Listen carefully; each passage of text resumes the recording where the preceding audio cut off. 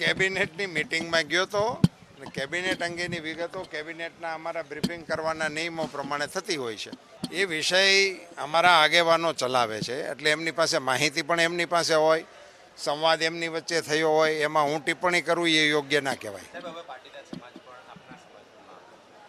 ના, અમારા સમર્થનમાં તમામ સમાજ છે જ.